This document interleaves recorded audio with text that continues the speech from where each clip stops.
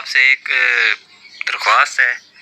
میاں نسیم سرکار نے ایک کلام لکھا ہوا ہے جس میں وہ فرماتے ہیں، فقیروں کے چڑھن پڑے امر و ادب کا ہو قائل، عذاب خداوندی سے اگر چاہتا ہے رہائی۔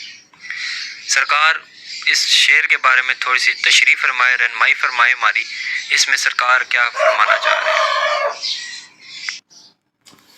جی، یہ میاں عبدالرحمن المعروف نسیم سرکار چشتی صابری، یہ سرکار کا شعر ہے پورا، مطلب یعنی کہ اشعار کی صفت میں آپ نے کلام لکھا ہوا ہے، تو یہ تھوڑا سا پڑھنا بھی تاکہ سمجھ بھی آ جائے نا باقی لوگوں کو بھی۔ یہ ایسے شروع ہوتا ہے، یوں تو ہر روپ میں ہے ذات خدائی، مجاز کے لباس میں مگر دیتی ہے دکھائی۔ عشق میں پک جائے اگر جلالت کے سبب، دیدار بھی ہوتا ہے در برقعہ مصطفائی۔ جو شریعت و طریقت و حقیقت کے مسافر، معرفت میں نظر آئے جلوہ مرتضائی۔ ایک ٹکڑا دل صاف ہو جائے اگرچہ، اسنین کی تصویر میں ہے جلوہ نمائی۔ ہر عاشق کے لباس میں وہ ذات چھپی ہے، مندروں مسجدوں میں جسے ڈھونڈتی ہے خدائی۔ فقیروں کے چرن پڑے امر و ادب کا ہو قائل، عذاب خداوندی سے اگر چاہتا ہے رہائی۔ ڈر و امید تب دل سے نکالے شراب توحید جب ہادی نے پلائی۔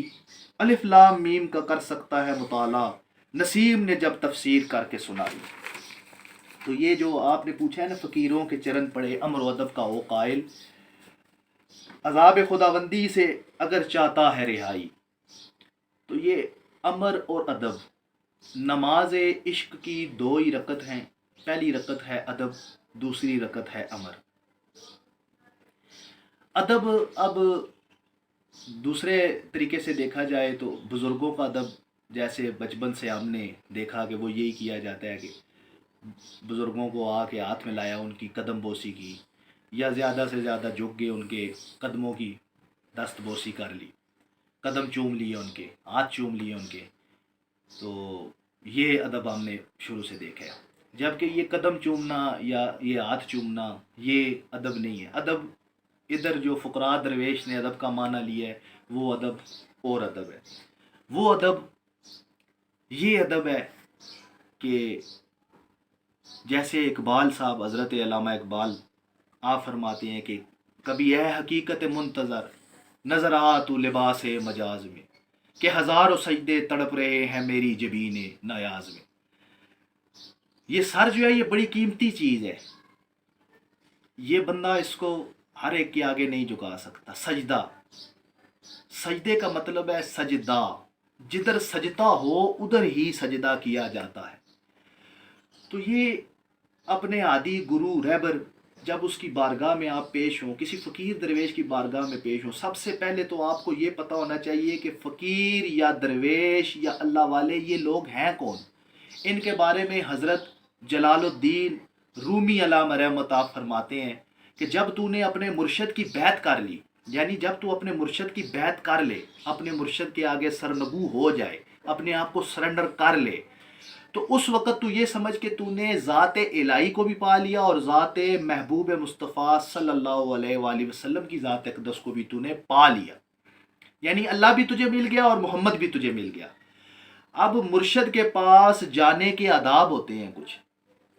مرشد کے پاس جانے کے آداب یہ ہیں کہ سب سے پہلے میں اپنی ہر ویڈیو میں یہ کہتا ہوں کہ دنیاوی خواہشات، اولاد، مال، جان، ایسی چیزیں جو جن میں دنیا کی جھلک نظر آتی ہو، ماں سوائے اللہ، یعنی ماں سوائے حقیقی محبوب کے، آپ کو کوئی اور جو چیز جو دنیا کی طرف آپ کو تشبیہ دے کر لے کے جاتی ہو، اس کو جہاں پہ آپ فقیر درویش کی بارگاہ میں حاضر ہونے سے پہلے اپنے جوتے اتارتے ہیں، اس دنیاوی خواہشات کو اس جوتوں والی جگہ کے ساتھ اتار کر صاف یہ ٹکڑا ہے دل، یہ جو دل ہے، یہ قلب ہے، اس کو صاف کر کے یہ کوشش کر کے لے کے جاؤ کہ میں اپنے ہادی و رہبر کی بارگاہ میں جا رہا ہوں، اس لیے جا رہا ہوں کہ مجھے ایک چنگاری، ایک قطرہ عشق کا عطا ہو جائے، تاکہ میرا جو قلب ہے یہ نور اور معرفت سے منور ہو جائے۔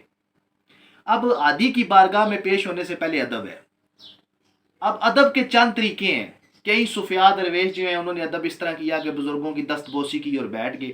کئی سلاسل میں اس طرح ہے کہ اپنے مرشد و ہادی اور رہبر کے سامنے ادب کے ساتھ ایسے جھک کر پیش ہونا، ان کا ادب کرنا، ان کی دستبوسی کرنا، پھر کھڑے ہو جانا جب مرشد و ہادی رہبر آپ کو کہیں کہ بیٹھ جا، جب تک مرشد آپ کو یہ نہ کہ بیٹھ جا آپ مت بیٹھیں، اور پھر جب مرشد اٹھ جائے، مرشد کھڑے ہو جائیں تو تمام کے تمام جتنے ساتھی بیٹھے ہیں وہ کھڑے ہو جائیں، پھر جب مرشد کہہ جائیں بیٹھ جا تو پھر بیٹھ جاؤ، پھر دوبارہ جب وہ واپس تشریف لائیں تو آپ کھڑے ہو جاؤ۔ یہ اس لیے ہوتا ہے کہ آنے والے چند نئے جو لوگ ہوتے ہیں ان کو معلوم ہو جائے کہ ہادی رہبر گرو مرشد جس کو ہم نے مانا ہے اس کی تعظیم ہم پر اس طرح لازم اور واجب ہے۔ مردہ اپنے آپ کو نہلانے والے کے حوالے اس طرح کر دیتا ہے کہ اب جو نہلانے والا ہوتا ہے اس کی مرضی ہے، چاہے اس کو دائیں کروٹ دے چاہے اس کو بائیں کروٹ دے، تو اس طرح اپنے شیخ کے سامنے اپنے آپ کو مردے کی مانت پیش کرنا پڑتا ہے۔ وہ از سر نو آپ کو گرا کر اس جسم کی دوبارہ سے تعمیر کر کے آپ کو ایک نیا سانچہ کھڑا کرتا ہے، یہ ہو جاتا ہے ادب۔ اب امر کیا ہے؟ امر یہ ہے کہ مرشد نے جو بھی الفاظ اپنی زبان سے آپ کے لیے نکال دیے ہیں کہ تو ایسے کر یا ویسے کر، اب وہ آپ کا امر ہو گیا، آپ نے اس سے باہر نہیں ہونا، چاہے آپ کو کائنات کے ذخیرے، کائنات کی ہر شے، کائنات کے کنجیاں آپ کو اگر کوئی دے دینا کہ یہ کنجیاں لے لے اور یہ بات، تو آپ نے پھر اس بات سے نہیں ٹلنا، یہ ہو گیا امر۔ اب امر یہ ہے کہ مرشد کا کہنا، پھر مرشد کا کہنا اس کے علاوہ یہ بھی ہے کہ تمام کتابیں، تمام معاملات آپ نے ختم کر دینے۔ اب آپ کی شرع، شریعت، نماز، صوم، زکوٰۃ، عبادت، حج، ریاضت، ہر چیز جو بھی ہے وہ آپ کا مرشد، آپ کا ہادی و آپ کا رہبر ہے۔ تو یہ اس شعر میں یہ سرکار فرما رہے ہیں فقیروں کے چرن پڑے امر و ادب کا ہو قائل۔ پہلا چیز ہوگی، پہلی چیز کیا انہوں نے فرمائی؟ امر، حکم مانے، دوسرا ادب کرے۔ اب عذاب خداوندی سے اگر چاہتا ہے رہائی، اب عذاب خداوندی کیا ہے؟ جب امر ادب آپ نے فقیر کا مان لیا، آپ کا گرو رہبر عادی آپ کا سب وہ ہو گیا، آپ نے سمجھیں کہ اپنے عذاب الہی سے آپ کو اس نے چھٹکارا دلا دیا، یہ جنت دوزخ، جیسے اگلے شعر میں فرماتے ہیں ڈر اور امید تب دل سے نکالا۔ اب ڈر اور امید کیا ہے؟ ڈر کیا ہے؟ دوزخ کا خوف، اور امید کیا ہے؟ جنت کی خوشی۔ اس معاملے میں بھی عبادت کرنا جنم اور دوزخ یا جنت کے ڈر سے، جیسے حضرت مائی رابعہ بصری کے اندر آپ ایک ہاتھ میں آگ اور ایک ہاتھ میں پانی لے کے تشریف لے جا رہی ہیں، آگے سے حسن بصری سرکار آگے، پوچھا مائی صاحبہ کدھر جا رہی ہیں؟ بولا اللہ کی جہنم کو بجھانے کے لیے، اور یہ ایک ہاتھ میں آگ ہے اللہ کی جنت کو آگ لگانے کے لیے۔ پوچھا کیوں؟ کہا کہ نہ کچھ جنت کی خوشی سے اور نہ کچھ دوزخ کے ڈر سے اس کی عبادت نہ کرے۔ تو یہ فقیر درویش کا مقام پتہ ہونا، سب سے پہلی بات یہ ہے کہ جب آپ کو فقیر درویش کا مقام پتہ چل جائے نا، تو آپ کی اتنی جسارت نہیں ہو سکتی کہ آپ اپنے مرشد یا عادی رہبر کے سامنے آپ بغیر ادب کے جائیں۔ جب تک آپ کو مقام معرفت میں اپنے مرشد کی ذات سے روشنائی نہیں ہوتی، اپنا مرشد آپ کا وہ جلوہ اتار کر آپ کو دیدار نہیں کراتا، اس وقت تک وہ آپ کے لیے ایک عام آدمی بشر ہے۔